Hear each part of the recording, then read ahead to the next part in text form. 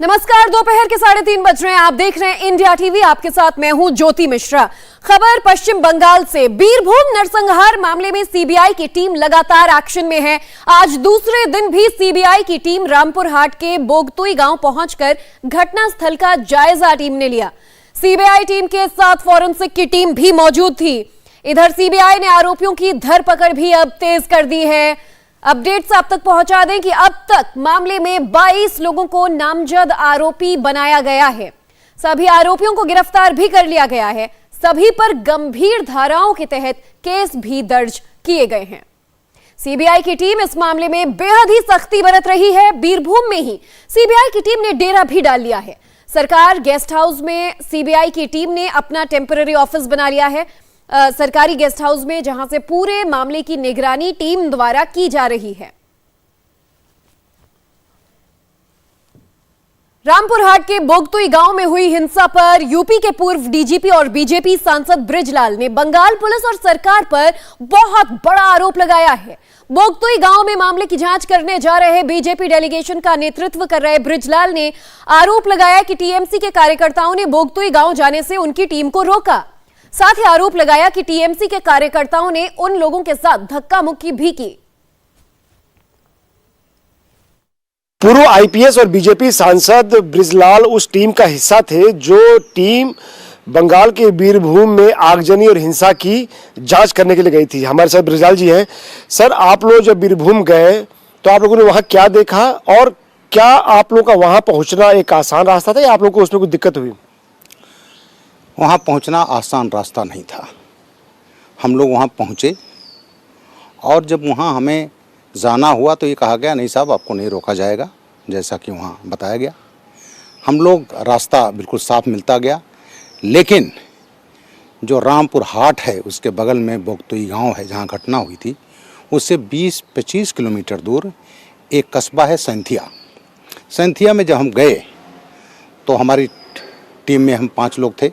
मैं team leader था और हमारे साथ सतपाल सिंह जी, वो भी रिटायर्ड आईपीएस अफसर हैं, केसी राम मूर्ति साहब, वो भी रिटायर्ड आईपीएस अफसर हैं, और बंगाल के एक एसपी रैंक की आईपीएस अफसर हैं भारती घोष, और वहाँ हमारे प्रदेश के अध्यक्ष मजूमदार साहब। तो वहाँ जब हम लोग गए तो एक जहाँ थोड़ा सा कस्बे में सकरा रास्ता था, वहाँ ट्रक खड़ा करके और ड्राइवरों को हटा दिया गया था। रास्ता ब्लॉक, हम जा ही नहीं सकते थे। फिर उसके बाद हम लोगों ने डिसाइड किया हम पैदल चलेंगे। पैदल हम जैसे चले, आगे बढ़े तो उस कस्बे में मैं देख रहा हूँ कि तृणमूल के, मैं उनको कार्यकर्ता नहीं कहूँगा, उनको गुंडे कहूँगा, उन्होंने रास्ता रोक लिया और धक्का मुक्की ये नौबत आ गई। उसके बाद हम लोग सड़क पर बैठ गए और मैं देख रहा था इस पूरे घटनाक्रम में जो एक डेलीगेशन आ रहा है जिसमें सांसद हैं, और उसमें अच्छा इसी बात नहीं कि हमको हजार रहे हों, मुश्किल से हम लोग गए थे, एक छोटी सी टीम, हार्डली 30-40 आदमी। उसके बाद रोक लिया उन्होंने। उसके बाद बगल में थाना सैंथिया था, वहाँ हम गए, वहाँ हम बैठ गए। इस पूरे उसमें हंगामा हो रहा है और उसकी हिंसा की नौबत आ गई, और ऐसे उसमें बंगाल पुलिस का एक भी आदमी दिखाई नहीं पड़ रहा था। वहाँ पर तृणमूल का एक नेता जिसकी हत्या हुई 21 मार्च को, भादू शेख पहले रिक्शा चलाता था, फिर थाना वहीं रामपुर हाट की गाड़ी चलाने लगा। पुलिस कर्मियों से मुलाकात हो गई और फिर वो तृणमूल कांग्रेस ज्वाइन करता है। उसके बाद वहाँ का उप प्रधान बनता है और फिर तोलेबाजी की कार्रवाई शुरू होती है। भादू शेख के साथ जिस हत्या में इसके नामित हुए हैं वो उसी के साथी हैं। और इसमें जो वहाँ बताया गया कि वहाँ करीब 70 से 75 लाख रुपए पर डे की वसूली होती है, और वो ऊपर तक जाता है तृणमूल के नेताओं में।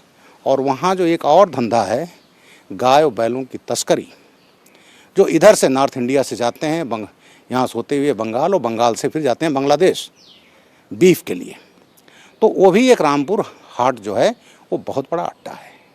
और इसमें सबसे चीज़ देखी, इसमें जो पुलिस वहाँ की है, मैं कहूँगा, मैं तो इस संगठन में रहा हूँ, आईपीएस अफसर रहा हूँ 38 बरस, वहाँ के तृणमूल का नेता, गुंडा, क्रिमिनल सब और पुलिस सब मिले हुए हैं।